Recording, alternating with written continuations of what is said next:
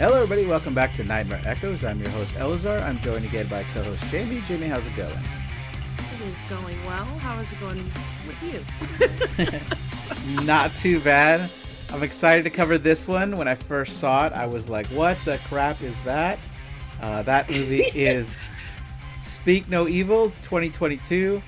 And it's funny because I made sure to watch it because I heard they were doing an American remake. I was like, well, I want to watch the original first. I definitely want to do that. And so I would like, and so I thought, let's cover the first one. Maybe in a year from now, if you want to go back, we can cover the next one, or months down the road, something like that. I think that would be fun. I wanted you to watch it without seeing the other one. Get your take on it.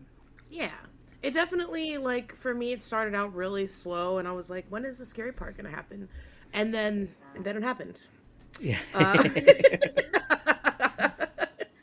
Yeah, I would say some of it is scary after the fact. Yeah, for sure. Like, there's things you don't know why they're doing it, and then later on, when you understand why they did that, I think it's all crazy. Yeah. Like this, we'll definitely get into it, but this family they meet. So we got Patrick and Karen, the Dutch family. They are super manipulative. Yeah. Of the other family. And on second watch, I'm like, oh, I understand why they did this. Okay, well, sorry. No, you don't have to apologize. Yeah, right. Okay. So it came out in 2022. It's an hour and 37 minutes long. It's from the studio Nordisk Films. It was directed and written by Christian Tadrup. I'm sure I said that wrong. He's also worked on Parents, which is a dark drama. And then it was also co-written by Mads Taftrup, and they also worked on the movie Parents. Oh, I see. Yeah. I wonder if they're husband and wife. This one, and they co-wrote Parents. They might be husband and wife. I mean, that makes sense. Right? Yeah, it could be, because Mads could be, like, a woman. Yeah, Madison, maybe. Yeah. It makes sense, because I was thinking, like, wow, Parents, and then this movie. I've never seen Parents, but, like... Yeah. It's similar just themes. The title of it. It's like, well, they're both co-written by both of them. And because it's a foreign movie, I really don't know many of the actresses. Or actors and actresses, right? Yeah, but we got Morten Boren, who plays Bjorn. Bjorn? I know, right? I can't say it. She says it so fast. Bjorn. Yeah, Bjorn. I gotta say it fast every time. That person has been in The Guilty, Follow the Money, and Department Q, The Absent One. Sidsel Seam-Kosh plays Louisa, known for The Chestnut Man, Borgen, and Equinox. Oh, I've been wanting to watch The Chestnut Man. Okay. And then Fajak van Hout plays Patrick, was in Soof. I don't know what that is. Character and Overspell or Overspiel. And then Karina Smulders is Karen. She was in Blade Runner 2049 as a small role. And then for the kids, we have Viva Frostberg as Agnes and Marius Domsvel as Abel, which I had to learn to pronounce because that says Abel to me. I mean, when you notice that Bjorn in the movie, the good dad, I guess, I feel like he does say Abel. It's like, so the Danish people say Abel when they're saying it in English, but then the Dutch people are saying Abel. Right. So I guess just where you're from, because they don't even say Agnes either. Like that's like the opposite. The Dutch family says Agnes, but then the Danish family like doesn't pronounce the G, kind of. Right. They say Agnes. Yeah, it's weird. Yeah, or something. Yeah. Yeah, it's hard. It's pretty cool. Makes it sound prettier. Yeah, we're gonna do our best while recording this to do the names justice of some kind. I feel like we can. Yeah, I'm like, Luis sounds good enough. Agnes, good enough. Yeah. You're right. Yeah. I'm good with saying Abel. Okay. All right. So the movie starts with this Dutch family who is on vacation.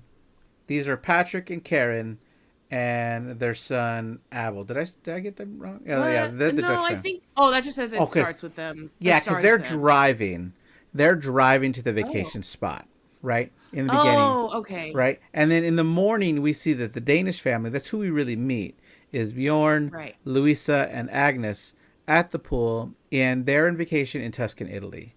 So this family that was driving at night, the man of that family, Patrick, comes over and asks Bjorn if the chair is free, which it clearly is not. He has his stuff all over it, like it's a chair for his daughter when she gets out of the pool. But he's so nice that he gives the stuff up. And to me, in hindsight, watching this movie, this feels like an initial test. Like, will this guy give in to me when I ask a simple request? Is he going to be overly polite and give me something that clearly is being used? Which he does. Right. Yeah, I didn't even notice, like, think about that part. But yeah, that makes a lot of sense. But then, like, he doesn't even use it, though. He just, yeah, like, I didn't even notice he didn't use it at all. He's just like, okay, I'll take it. Now I'll put my stuff on it. Yeah, and then he jumps in the pool. Right. It's messed up. Yeah. So later that night, we see that they have a babysitter for their child. This is Bjorn and Louisa. And they're going to dinner. And at this dinner are all the families sitting on a really long table. The Danish couple, our main characters are the Danish couple. They are talking to a couple across the table from them, and they seem bored out of their mind. This couple is talking about these cooking classes and how they should come because they're having a blast learning about cooking, all this Italian food. And I get it. That might be up your alley. That's not what I want to go to vacation for. But they're obviously having a bad time. And now pops up the Dutch family, Patrick. He jumps up in the table, very charismatically is apologizing for showing up late that last night. We saw them driving, so he arrived, and they were banging on the door to get let in the middle of the night, like 2 or 3 a.m. in the morning. Everybody there laughs at their jokes. They seem to think they're funny, and it's kind of interesting. Yeah, I thought that was weird. Like, I don't know why he thought it was, I don't know. I thought it was weird to announce that at the middle of dinner, but also, who are all these people who don't know each other? Is it just like kind of like a group? Oh, I guess kind of like when you go on a yacht or something, and then Right. like, oh, there's a bunch of families who signed up for this thing. Okay, all right, it's all coming together. If you go to a resort and you're all eating in the same hall, but this is a much smaller scale. It seems like maybe they could rent out this place to 10 families at once, and they feed them all at the same time. Okay, that's pretty cool. So then after dinner, they're watching this musical performance. Patrick waves hi, Bjorn waves back. And it's a little weird. Oh, yeah, that was weird. So it was like Bjorn was super into it. Like, he was really in the performance. He looked like he was about to like, start crying. And like, it's like an opera performance. I don't know. I can't understand it. I don't know if they can, since everybody in Europe seems to know a million languages. Right. But I do think like I don't know, to me, this was the first time seeing how emotional of a person he is, because it really focused on how he was so sad. Like, he was so into this. Like, the wife wasn't really that into it, I guess. Like, she was watching, but yeah, but it was fine. But yeah. He just notices Patrick staring at him, and then they just kind of like, they like air cheers. And I'm like, why is he just kind of staring at this guy? Right. And so analyzing it all based on the knowledge that I have at the end of the film, just like the test at the beginning with the pool chair, I think he's seeing that this guy is not the stereotypical Macho manly person, right? I'm saying that in quotes. Right. He's emotional, he's sensitive, and I think it's making him a target. Yeah. He's just trying to observe more. Yeah, and I think they make him like a bit more obviously emotional because, for movie purposes, they're trying to portray him as that way, probably. Right. And then later that night, while they're in bed, Louisa is there. Agnes comes to sleep with them. We see that Bjorn is standing by the window, and he doesn't seem to be able to sleep. Yeah, so he's just like looking out the window, and he's just looking out for a long time. Like, this is a long scene, just be like a scene looking at a guy who's looking out the window. And then you see that, oh, Patrick is just standing there on the ground. And he's just like standing there and he's looking up at him. And he doesn't say anything. They don't even really acknowledge each other. And then Bjorn like looks away real quick, and then he looks back and Patrick is gone. And I'm like, how is Bjorn not even creeped out by it? Like, even if he is like a softie, would you not be creeped out by this? This is just suspicious. Yeah, I don't know. It's a stranger. I don't know. Everybody thinks he puts off this friendly vibe, though. Yeah. Everybody seemed to like him, so maybe you would let your guard down and be like, oh, everybody thinks he's fun. He's just a little different. Just like serial killers. Yeah, well, if he's from another country, then maybe they just do things a little differently. Yeah, very true. So then the next day, while our Danish couple is out in the town, they're talking about where they're going to go eat. But then Agnes notices that she lost her stuffed bunny, which is named Ninus. we have a scene where Bjorn goes all over town asking total strangers, have you seen the stuffed bunny? He looks like a crazy person, I think. But he finally finds it. It's just sitting on a stone wall. Yeah, I really thought for a few seconds there he was looking for an actual like pet bunny because they were speaking in Danish, I think, at that point. And so I was like, oh, he's looking for an actual rabbit, like just so calmly. And I was like, oh, are you serious? When it was just a stuffed animal. My dad would have been like, oh wow, sucks for you. Exactly. And I think there's a point in parenting where you have to just do that, right? Yes, absolutely. I mean, kids make decisions. Sometimes they forget things, and sometimes they have to live with the consequences. Now, yeah. I'll fight for my kids if I feel like maybe they're being treated unfairly, you know? For sure, yeah. Like, right now, my kid showed up to every meeting for this one club he's trying to be in, and he had the form from my wife, who filled it out and gave it to him, and they never asked for it to be turned in. And so he's in the car leaving, and he's like, oh, was I supposed to turn this form in? And so yes, that's his fault for not turning it in, sort of. But so they turn around and they turn in the form, and now technically it's late, so we're waiting to hear back if he gets in the club or not. But my wife's like, I think I'm gonna fight on this one, because come on, he had it and no one asked to pick it up. Yeah, how are you supposed to know who to give it to? Yeah, I don't know. Especially So in, like, a school, I know how disorganized it can be. Yo, absolutely. Then we get where the Dutch family, Patrick and Karen and Abel, introduce themselves to the Danish family. They have an idea of where they want to go to lunch. They want to go to lunch together. So we cut to them eating lunch together. Also in that scene where they introduce themselves, Bjorn says that he just got back looking all over town for this bunny, and Patrick gives him like the biggest compliment, like oversells the fact. It's like, that's a real hero thing to do. Like, wow, you're like the number one dad in the world. Way to go. And I'm like, that was so heroic of you. Yeah, exactly. It's like, It was, wasn't it? Yes. Oh my Yeah. So at lunch, we learn a few things: that Louisa is a vegetarian, but she eats fish, and Patrick is a doctor. And I know first time watching this, I was like, oh, well, then you're a pescatarian. But that's technically true. I wouldn't say that to someone's face, though. In my head, I would think, oh, well, you're a pescatarian. Yeah, but whatever. So literally, I had the same thought, too. But I was like, okay. But at this point, like, when she does mention that she's a vegetarian, Patrick is also praising her for this, and he, like, glorifies it, too. And he's like, wow, like, it's so amazing that you're a vegetarian. Like, that's so great. I think that's important for later reasons. Right, yeah. He says it's so good for the environment, good for you. We could all learn from you. Stuff like that. Yeah, you're absolutely right. To order meat. Yeah, of course. Right. Well, I'm still going to order meat, though, but I'm glad you're taking one for the team. Yeah, thank God someone's looking out for the environment, because it's not me. And then the family spend the rest of the day together. And they seem to be getting along great and have a good time.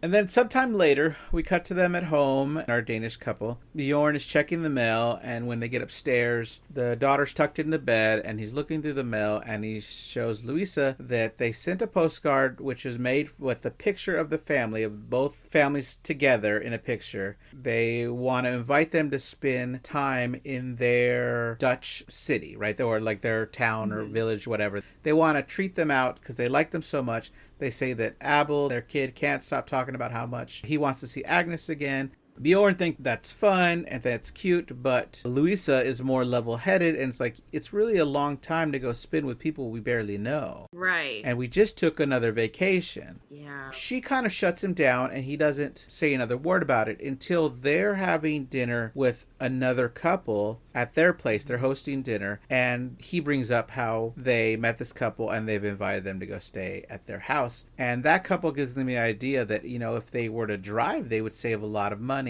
compared to flying. It could be a fun trip that way. And so I think under the pressure of agreeing with this other family, Louisa's like, okay, sure, that's a good idea. I'll go ahead and let's go on this trip. It's a pattern through this movie that they go out of the way to be polite and nice to everyone. Yeah. To me, it's like she might have gone on this trip just to be polite to this other couple that's not going. Yeah, literally. That has no no other reason. Like they have no investment in this at all. They're just like, oh, it would be rude not to. And like it could be a cultural thing because I know like I think it was in oh I don't know remember if it was Sweden or Iceland, but I was looking at some other country and talking about how much they love their like their privacy and they look very like RBF. They have a lot of RBF, I guess, to what it looks like RBF to us because they're very just like serious faced a lot. But it's because they're just minding their own business. But they like that's the culture is to mind your business. Right. And yeah, like it's just maybe that is a cultural thing just to be like, "Oh, let's not be rude. Let's not be rude. They invited us. We can't be rude." And it's just I don't know, couldn't be me. I could not. Yeah. I mean, it takes a lot for me to go on a vacation as it is, right? Like, my wife does all the planning, Yeah. and I enjoy myself. Like, but It's honestly, yeah, like my friends are like, "Oh, yeah, let's go do this thing." And I'm like, "Cool, let me know when to be there." That's it. right. So we see them getting on a ferry. They have their car on the ferry, and then this long road trip.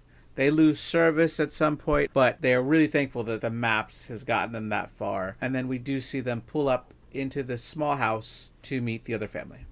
Yes. Yeah. I did want to note that while the families do talk to each other in English, when the Dutch family is talking amongst themselves, they speak in Dutch, and when the Danish family is speaking to themselves, they speak in Danish.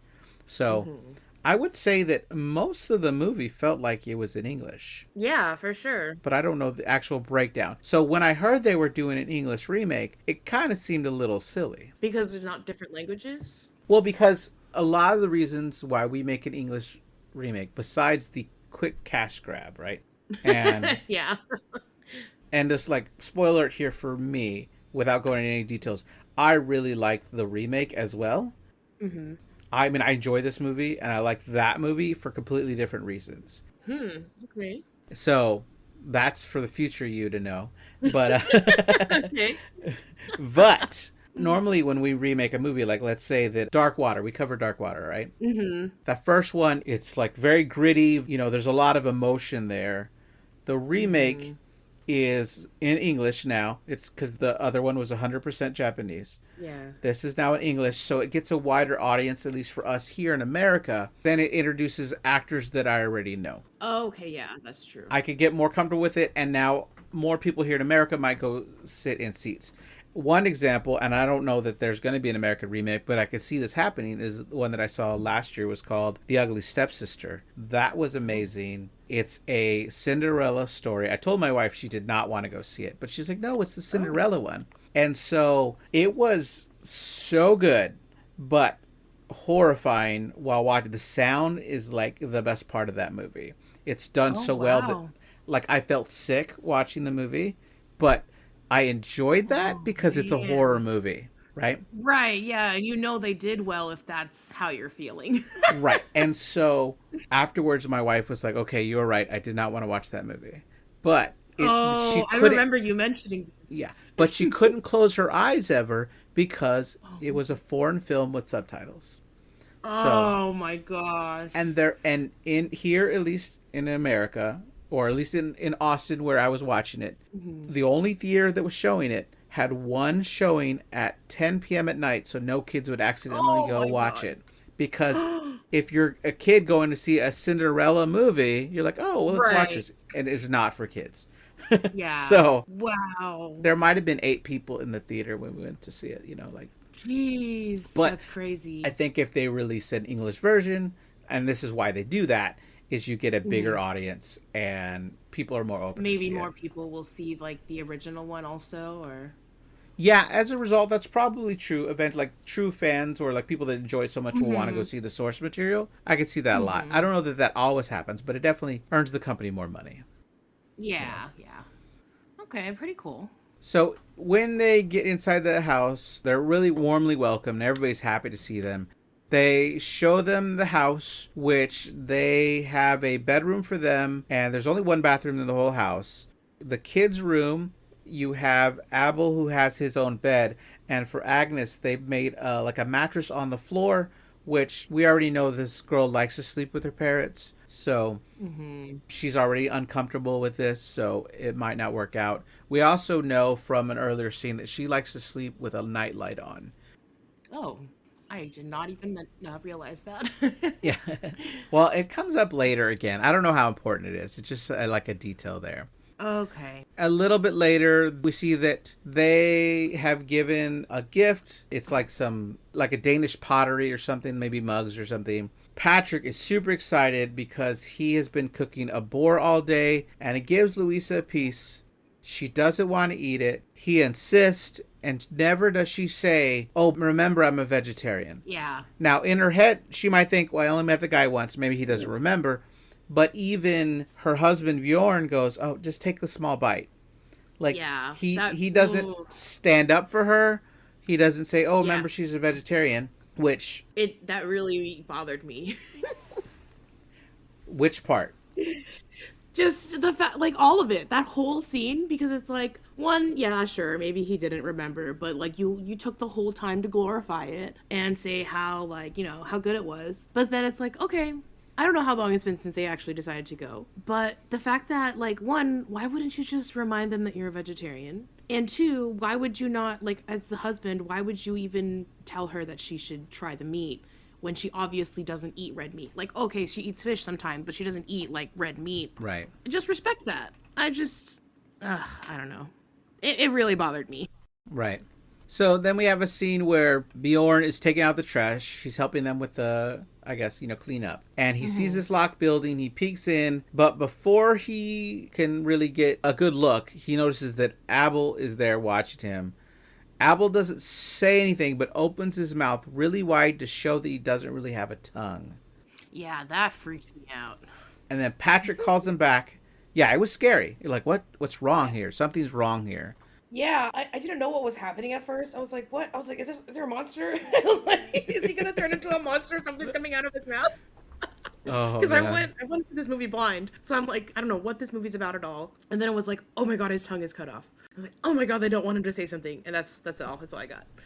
Yeah, I get it, right. That's funny because the trailer for Insidious 6 just dropped, and there is a medical scene where they're like looking into someone's mouth and like something comes out. And oh like, god! Ah! Oh my god! The trailer scared me. Like, ah. Oh god!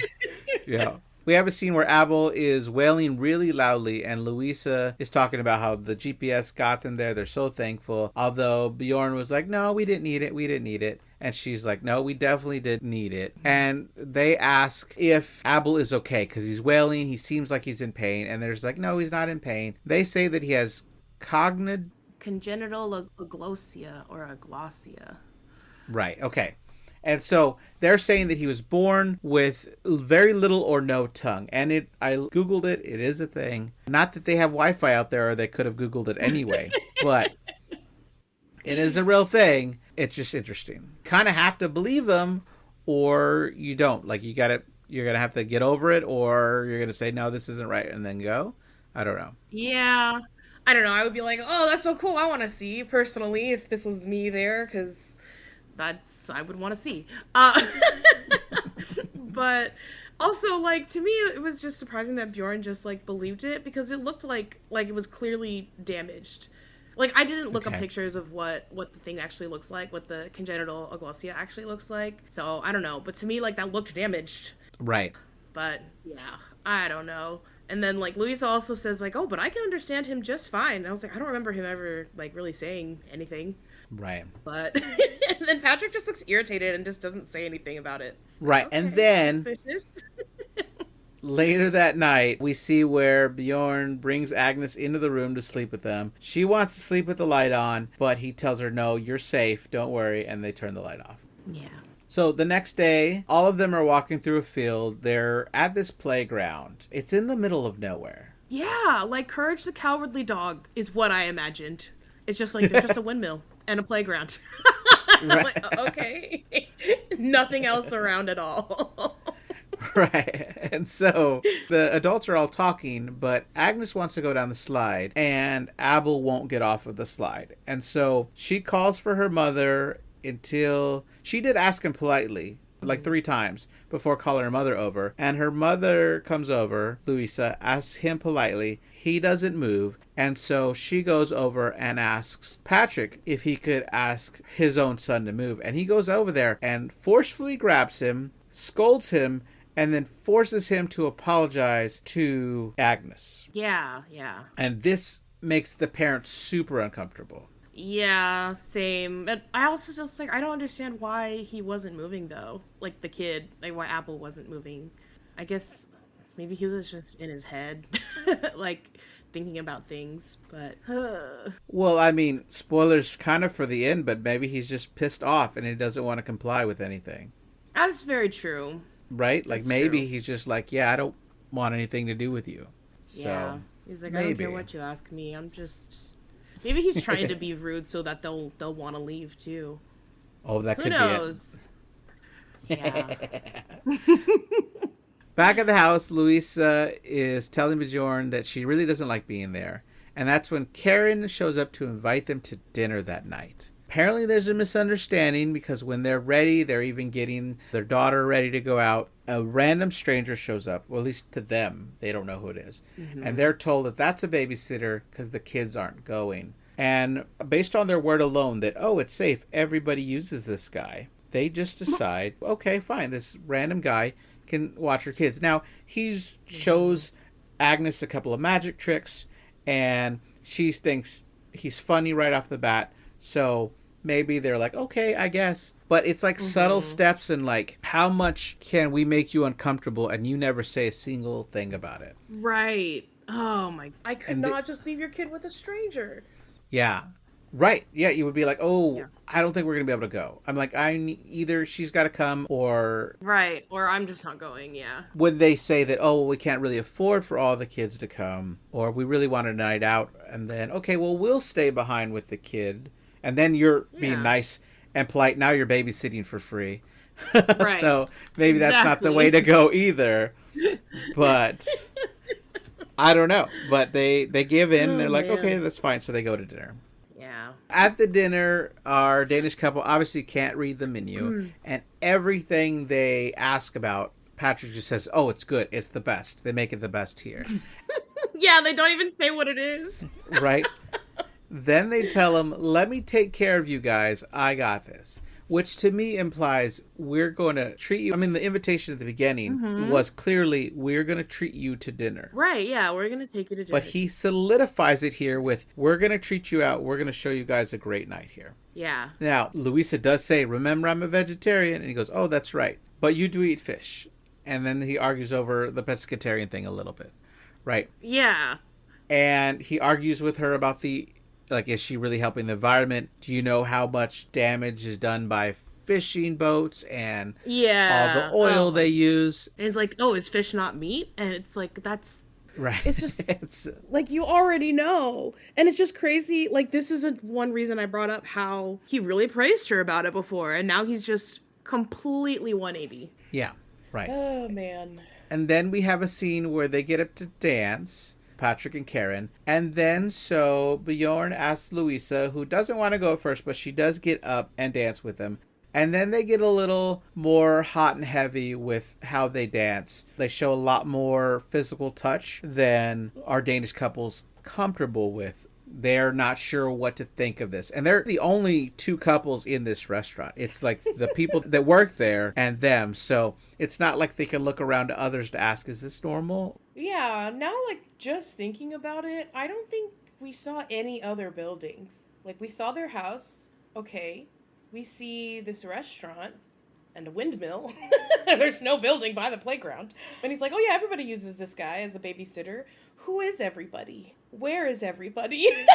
I think, and I could be wrong, but I think the only other house we do see later on is this guy's house, the babysitter's house. That probably, yeah, because, yeah. It's a theory, but I think that's what it is. Yeah, that makes sense, yeah. Then on the way home, Patrick kind of tortures Louisa by playing the music so loud. She does speak up here, but he doesn't do anything about it. He jokes like he's going to lower it, but he does for a little bit, then plays it loud again. It just pisses them both off. And then he seems really drunk. He's swerving all over the road. Yeah, he's just not a good guy at all.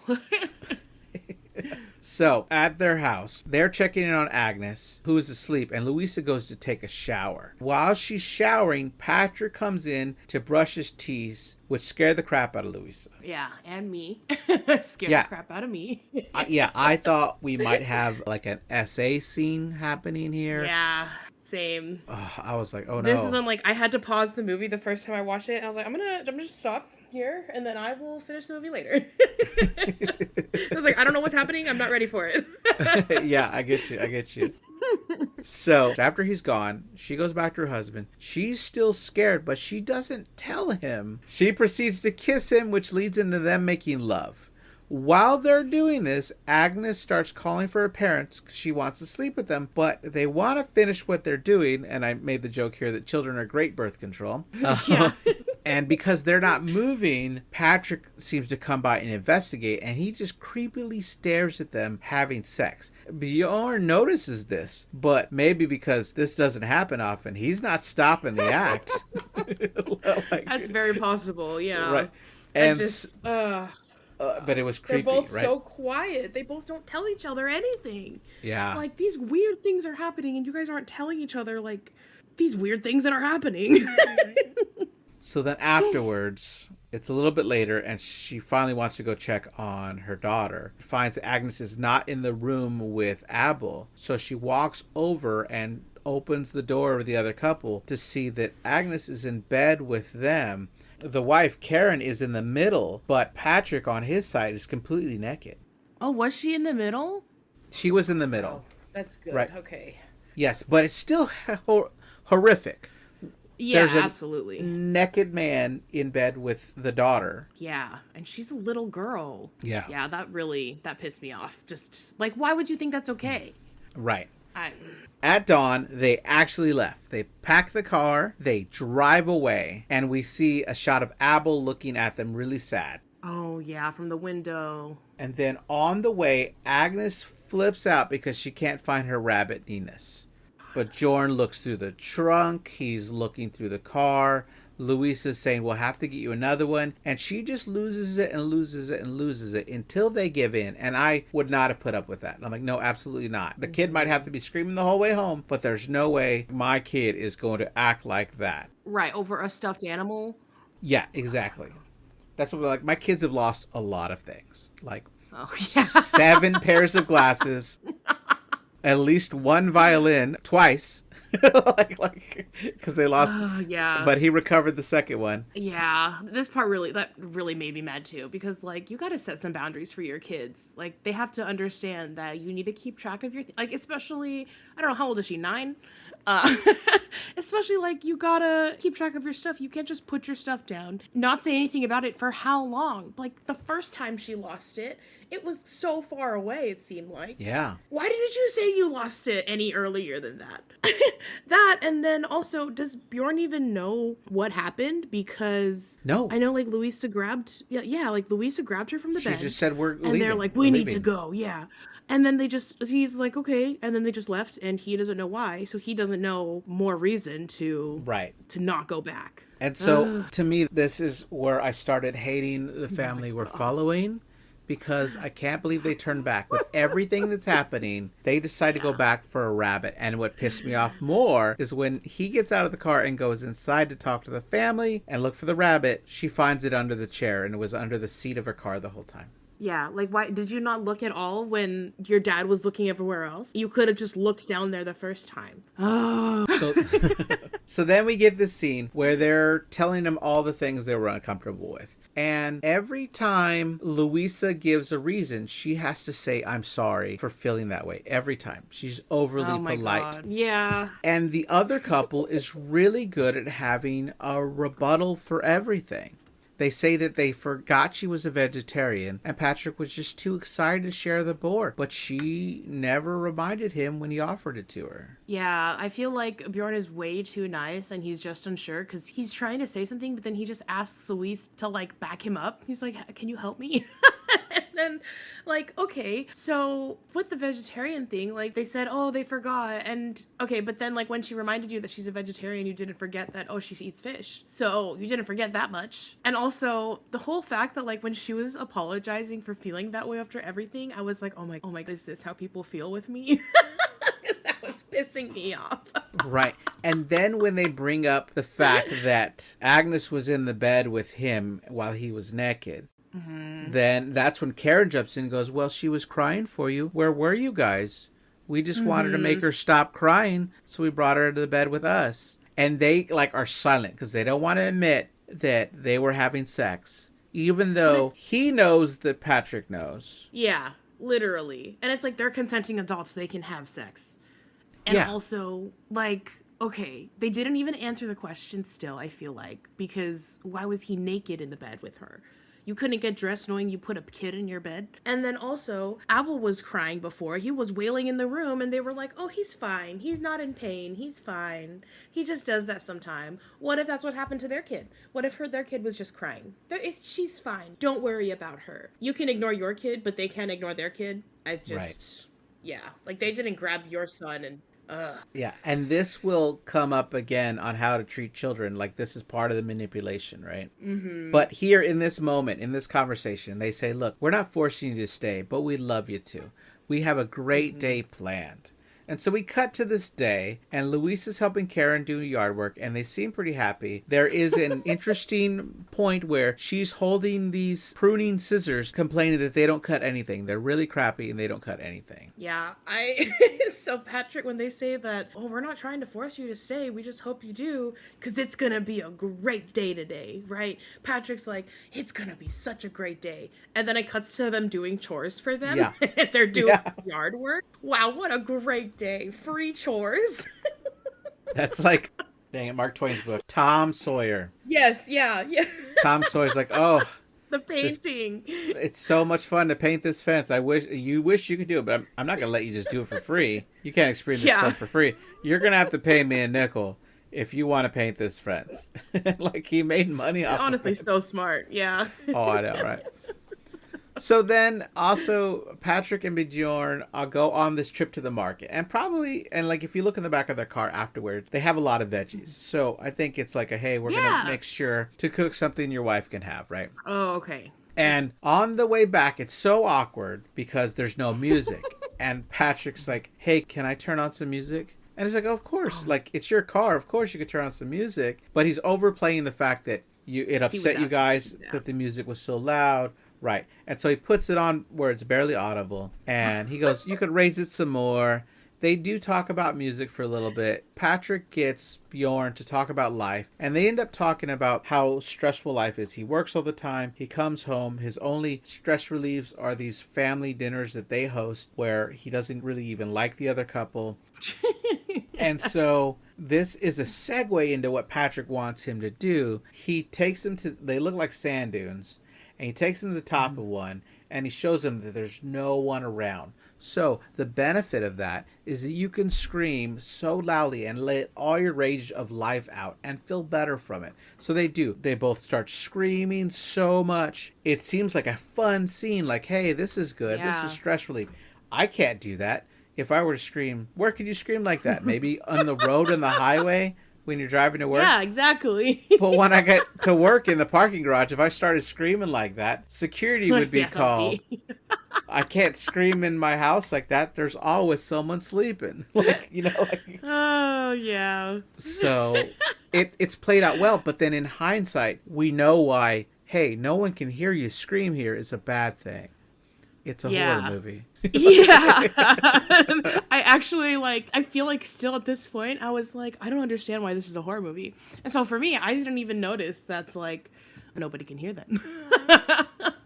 Then we see, after that fun moment they had, now we cut to them back of the house, and Bjorn and Patrick are having a great time. They're run in bathing suits, they jump in the pool, they're drinking beer. Karen and Louisa are preparing a meal, which looks like there's a lot of vegetarian options. And so when Agnes comes over to ask if her and Abel can show them a dance, this is where Karen says, oh, let's do it after lunch. And then Karen asks, she does it politely, I will say this at first. She's like, can you set the table. Louisa's a little confused at why she would ask her daughter to do that, but she's like, yeah, go, let's be nice and help them set the table. Yeah, show her how good you are at setting up the table or something like Exactly. that, I think she said.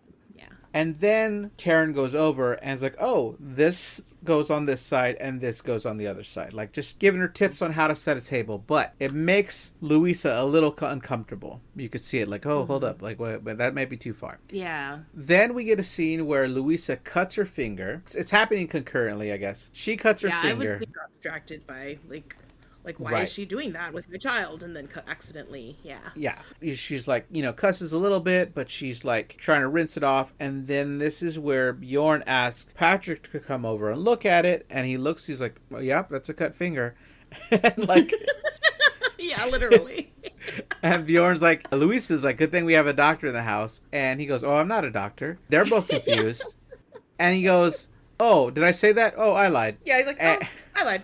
So blatant. Like, okay.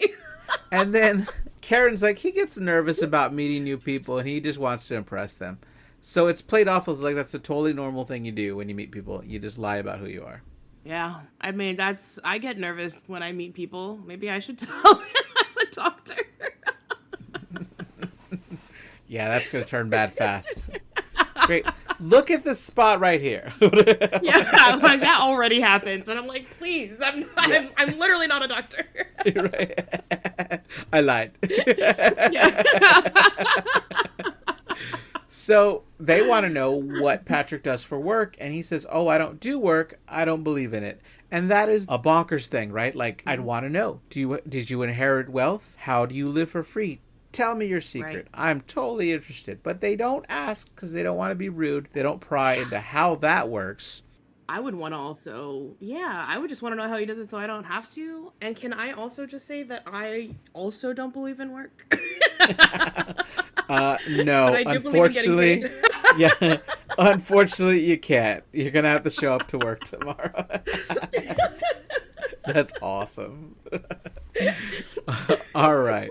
While eating, Karen starts helping Agnes when she drops some food on her. She cleans her face, and then she spends a lot of time correcting Agnes in random things. To the point where Louise finally speaks up and asks her, will you stop scolding my daughter? Stop telling her what to do. Yeah, but like it also sounded like, so I can't understand either like Dutch or Danish, but I was guessing that Karen was telling Agnes in Dutch, like, how to like correct herself or like do little things, whatever. And it seemed like she was kind of understanding, or like maybe she was just understanding because like she was pointing and stuff. But that was just weird to me. It was like, does she know what she's saying? I don't know. I mean, maybe she's learning it in school. Maybe like, as you say, they learn multiple languages. So very true. And kids do pick up languages way faster than adults do.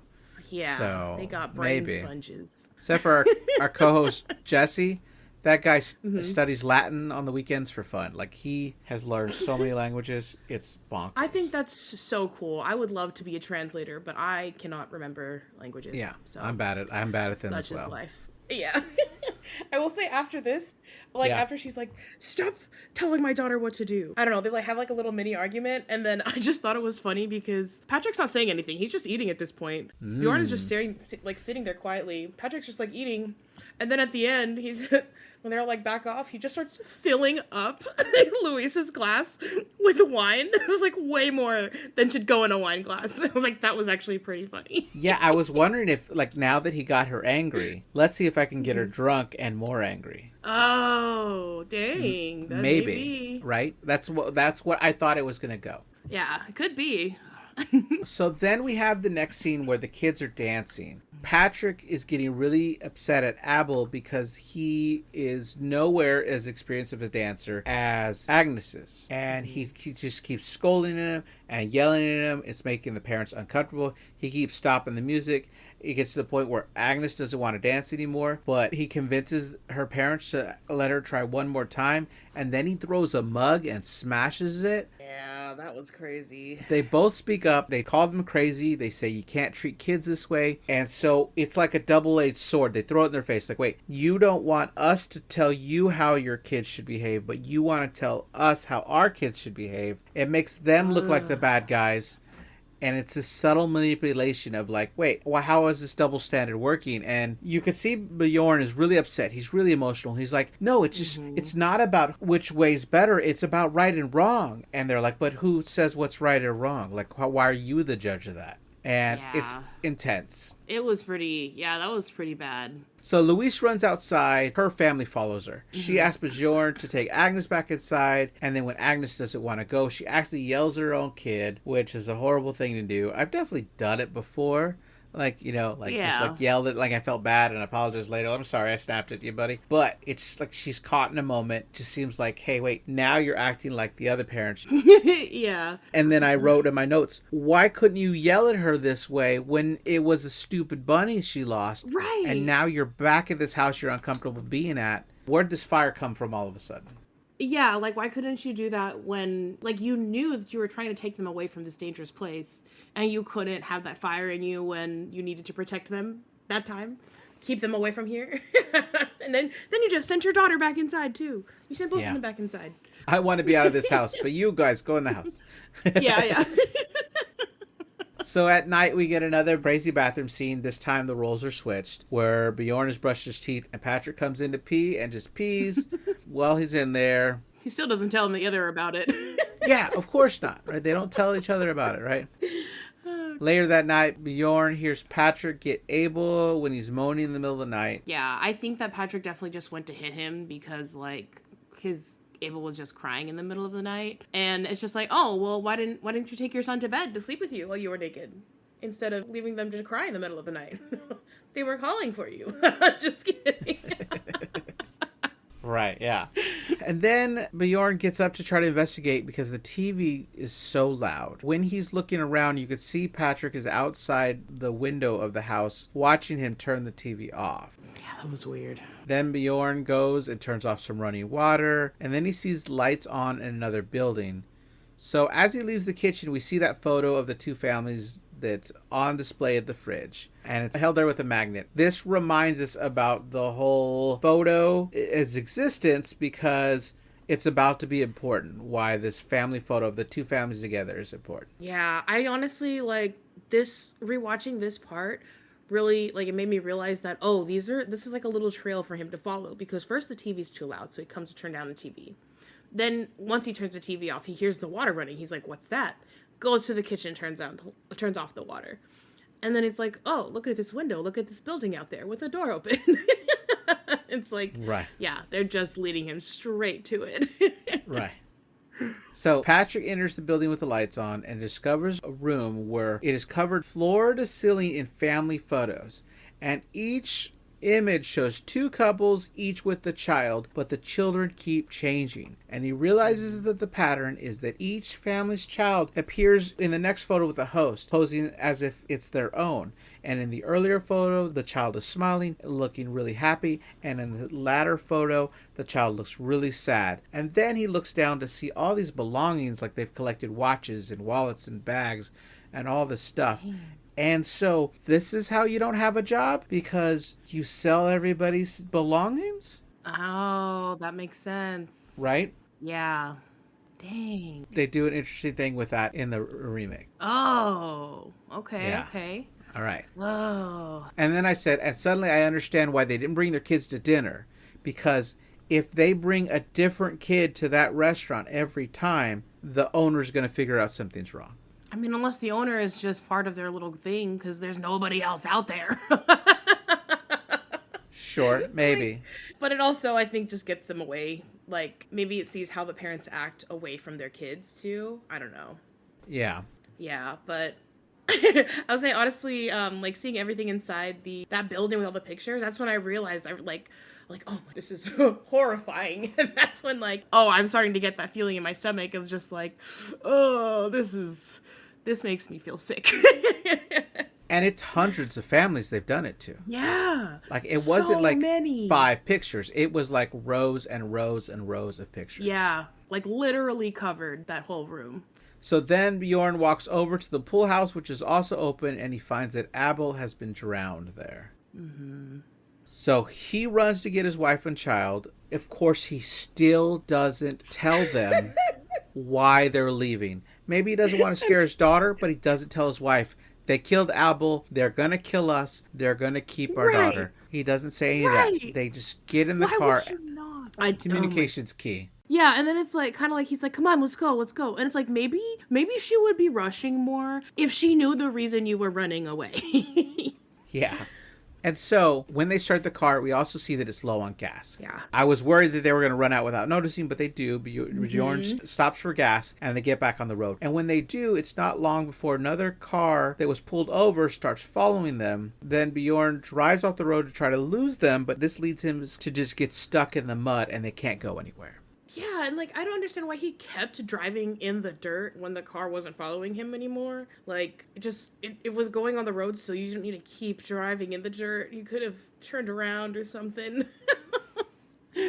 But yeah, he tells his wife that he's going to go look for help, but still doesn't tell her what happened. Yeah. And so he goes to find another house, but no one seems to be there. And when he returns, his wife and daughter are not in the car anymore. Yeah. So he starts panicking. He starts crying. He's walking around. He thinks he's lost them forever. Then a car pulls up. And when Patrick gets out of the car, he yells out, "Hey, man, thank you for calling us. We're here to help." Oh my. And he doesn't yell, "Get out of the car. He's going to kill you." Nothing. Right, nothing. He just like maybe if you communicated what happened, they wouldn't have just gone with them. Because she's like, she thanked Karen. Like, Louisa thanked Karen. She's like, "Thank you so much for coming to help us," and stuff like that. And it seemed genuine. And I'm like, really? After everything that just happened? That you're genuinely thinking of her like that?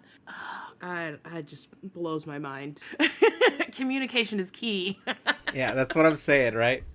So he gets in the car. They start driving for a long time. At one point, Patrick gets out to pee, leaving the keys in the car. But Bjorn, who notices this, doesn't take the keys and drive away. Yeah, he just stares at it. Even with Karen in the car, he doesn't do anything. Yeah. Then back in the car, Louisa starts worrying where Abel is, and she says he's with a babysitter. But then she notices they're taking a detour. She starts asking questions, and she's told to shut up by both Patrick and Karen. Yeah, I feel like she was a lot more talkative this ride than like any other time in the movie, other than trying to fight with them. And like Agnes just kept complaining this time. She was like, "I want to be home. I'm scared," but like very monotone. And she's trying to like comfort her. She's like, "Do you know when we're gonna be there?" And they don't say anything.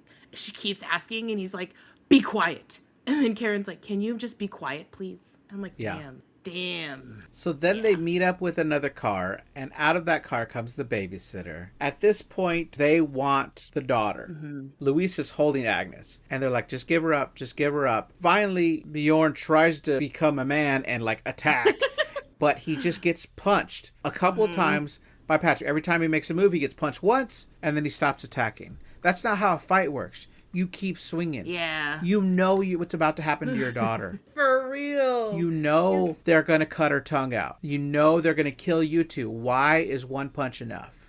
I don't know. He has nothing in him, no will to live. That's what it seems like. So the Karen pulls out the gardening scissors, which she complained didn't cut anything. Yeah, I didn't even notice that was the same one. And then tells Louisa to let her go. The babysitter walks over, opens the car door, holding Louisa still so Karen can take Agnes. And then Bjorn tries to fight again, but Patrick hits him with one punch. He stops. Patrick holds Agnes's mouth open while Karen cuts her tongue out. So horrifying. Yeah. This causes Bjorn to vomit while Agnes is screaming. The babysitter takes her away. I mean, we know she's going to end up back at the house with them. Right. But it's bonkers. I feel like that vomit scene was like the realest part of this. Like that was. Oh, yeah. Like when he just like spray vomited as soon as he saw that, I was like, okay, that was very good acting. So Patrick then drives away, and they arrive at where he and Bjorn were screaming loud where no one could hear them. When they ask the obvious question is, "Why are you doing this?" Patrick replies, "Because you let us." Yeah, and it's just insane that's so true. He really did. And that's probably the same reason he left the keys in the car in the engine, because he knew that he wasn't going to do anything. Right. It's just bonkers so to me. crazy. It blows my mind. Yeah. And then they're told to strip down. They climb down this hill in the like sand embankment. they start to get stoned. They're throwing big rocks Oh at my, them, and yeah. or it's just Patrick throwing the rocks, and so they end up on the ground. They hold each other, but Jorn is trying to hold his body to protect his wife, but they're both dying.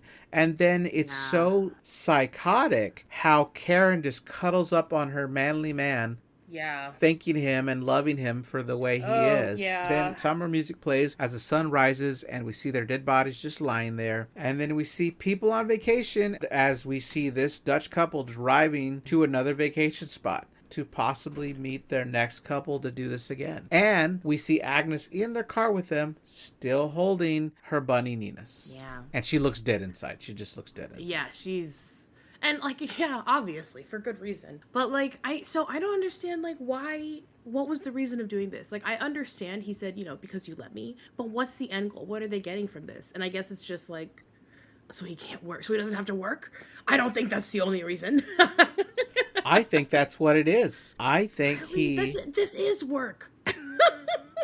But this is also fun for them. Yeah. Well, they get a vacation out of it every time somehow, right? Oh, So, yeah. like, not based on the God. next movie, right? But assuming based on what just happened, like if no one's reported them missing yet, Right. you could use their credit cards to book the next vacation. Wow. The hotel Yeah. stay, And then, even a car rental if you had to. No one would be the wiser when you showed up yeah. that someone else paid And for that's it. probably, yeah, and then maybe that's why they show up late so much. Maybe showing up late also is easier way to get around, I don't know, just not having tickets and things like that. That's just crazy. Yeah, why do they want to just kidnap, why do they just want to kidnap a kid temporarily that's like not even going to pretend to like them? Like, Well, maybe. I mean, there's just a few theories, right? Maybe they can never have one of their own. okay, but they don't seem to be caring for this child. But Well, yeah, okay, yeah. Well, okay. if they let a kid get too mature, then maybe they'll be able to grow and fight back one day. That's true. And then maybe if the kid gets strong enough to communicate to others on vacation, like, hey, I can't talk too well, I can't enunciate that well, but I can write down on a pin that these guys have kidnapped me and killed my parents. Right, that's what I was thinking. Can't these kids write? Aren't they old enough to write some I things? think so, but I think they're too terrified. Yeah, I don't know. I'm just like, my parents are dead. I've been kidnapped. What have I got to lose? My bunny? I'm sorry. You're right. God, I hope she doesn't lose that bunny again, because, yeah, Patrick's not going to go find it for her. I mean, Oh, she's also probably not going to last very long, but... I don't think she's ever letting go of that bunny again in her life. Yeah, that's all she has now. That's so sad. But, God. Yeah. So do you think you would have ever even accepted the invitation to go visit this family? No, absolutely not. I don't know these people. Yeah. What? Like, it's so hard for me to be comfortable visiting anybody.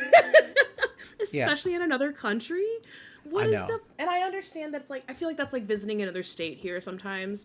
Like, in the US, it's like visiting another state. But it's like, still, I wouldn't visit another state for somebody else. Also because it's so hard to get out of Texas. But... Sure. I mean, it's just... I've done that though. Like, I mean, but I knew the person better, right? Like, I was in Right, AmeriCorps exactly. and we traveled the country for a year. So I knew this guy for about a year and I was on the Right. same team with him for about 2 months. And he's a really solid dude. And he was like, hey, anybody that wants to stay, if anybody traveling to New York, I would totally let you stay one night and I'll even take you out to dinner. And he did. Okay, cool. We had Japanese in New York. We had sake. Oh, wow. It was great. And he took us to the M&M store and, toured around. It was That's a lot amazing. of fun. And so I had a love blast. that. We were there longer than that, but just one day But hanging you out with our also- friend, it was good. Yeah, and you also, like, but that was your friend. It's not somebody Yeah. you just met on a family Right. trip. Exactly. Oh, man. Yeah, that's insane. I get, like, oh, maybe we'll meet you again on another family trip, or we can, like, plan our next trip together, like, at the same time, or I don't know, but not just visiting them. It's Yeah, hard. I couldn't. Yeah. Yeah. So, yeah, I always joke around why I would die in a movie. This is why I would live in the movie. I'm too much of like a poor planner to ever plan going on a vacation to see people I don't know. Yeah, yeah, that part too. It's like, one, I wouldn't want to. I wouldn't want to waste my free time visiting people I hardly know. I barely want to waste my free time visiting people I do know very well. Right. Like I want my free time to be sleeping. Sleeping's great. All right. All right, Jamie, thank you for being here. Of course. Thank you for having me. Thank you, everybody, for listening. We are Nightmare Echoes. We have new episodes every Monday. Next week on the schedule, we're going to cover Insidious 3. It'll be Jesse as we cover part 3, 4, and 5 before part 6 comes out, because I think it'll come out right about the same time we air the fifth one. So nice. I'm excited That's about really that. good timing. Yeah. All right. Cool. Bye. Oh, bye.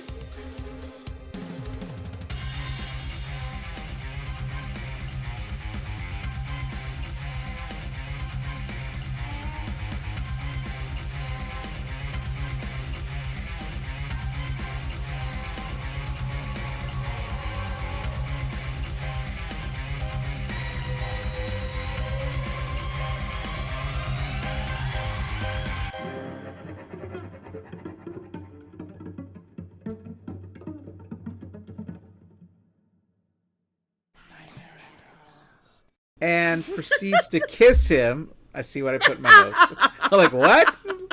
You're right. Okay. We'll do it again. So